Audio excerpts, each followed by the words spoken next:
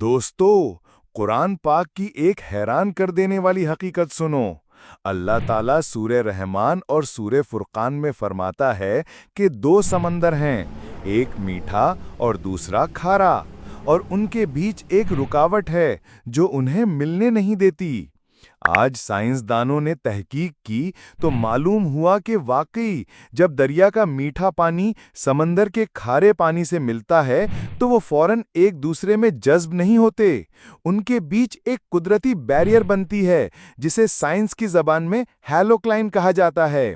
یہ رکاوٹ پانی کی کثافت اور نمکیات کی وجہ سے ہوتی ہے، اور یہ بالکل وہی حقیقت ہے جو قرآن نے 1400 سال پہلے بتائی تھی، جب انسان کے پاس نہ اوزار تھے نہ سمندروں کی گہرائی تک پہنچنے کا کوئی ذریعہ۔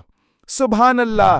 یہ قرآن کا زندہ معجزہ ہے کہ سائنس آج جسے کھوج رہی ہے، قرآن نے اسے صدیوں پہلے بیان کر دیا تھا۔